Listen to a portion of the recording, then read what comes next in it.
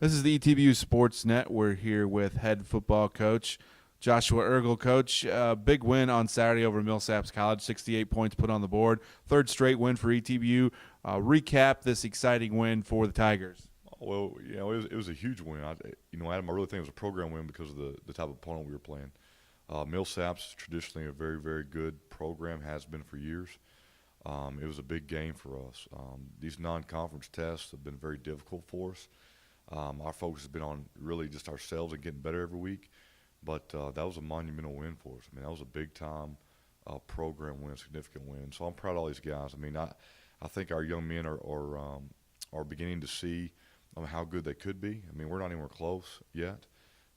As a coach, you see them every day. You see the imperfections of what they do in their game, but then you also see how good they really could be if they'd all start playing for one another and really playing as a unit. And I think we're beginning to start seeing that a little bit. I'm really proud of the way we started the football game, coming out really fast on offense and defense. Was a little disappointed in special teams this week, and so that's an area that we're working on in the bye week. Talk a little bit about the bye week, what a team does during a bye week. As you prepare in 2 weeks, you'll see Texas Lutheran, but this week you get a little bit of rest. Yeah, a little bit.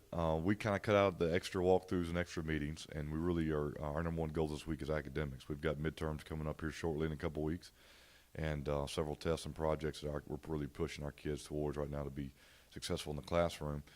Football-wise, we're still trying to stay in our groove. We're trying to stay better. We don't want to lull in the season, so to speak. When you're playing good, you don't want any open weeks. But we will use them to get some guys healed up and some bumps and bruises healed up and just kind of back off a little bit from that standpoint. But we've got to continue to get better every day. And so we're continuing to work and progress. We just don't have that test at the end of the week. So we're going to keep studying and keep practicing all week, but we just don't have that major exam on Saturday night. You have your players of the game from the Millsaps game. Tell us who got offense, defense, and special teams player of the week for the Tigers. Yeah, we're really excited. I mean, for the ASC, Josh Warburton was recognized offensively, and that's the fourth Tiger in the last 3 weeks to be recognized by ASC. Just what a tremendous honor when the conference office recognizes you, and so we don't take that lightly. That's very good. For our offense, the guys that we thought did some things. There were several guys who touched the football Saturday night. Obviously, when you score that many points, there's some guys. Kendall Roberson, he touched the ball 6 times, went for 144 yards, rushing and receiving, had 2 touchdowns.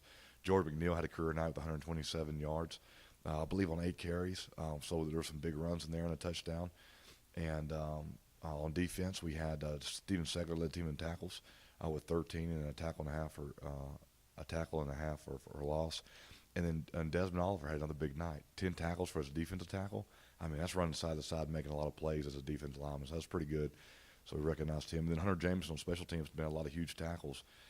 Didn't play as well, like I mentioned earlier, on special teams, but I really felt like Hunter was able to box some stuff in. It could have really been damaging to us if we let some returns get outside him. Did a really good job on special teams. Another player that we talked about before, Stephen Alford, had a great week, wide receiver, another 100-yard receiver. Tell us a little about Stephen Alford. Yeah, we're really excited about his progress. Stephen's done a good job coming to us late in his career. And you talk about the ultimate team player. He wants to see everybody else succeed. He does the little things right that you got to do a receiver on offense, like block for the running backs and other receivers on our screen game.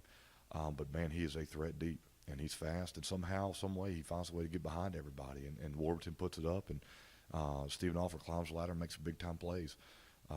Every week this year, for all 4 games, he's made some big-time catches that you go, man, how'd he do that? But he's just another one of those receivers in that deep receiving core that we're very proud of. All right, we're talking to Joshua Eargle here on the ETB Sportsnet. I'm Adam P. Ledyard.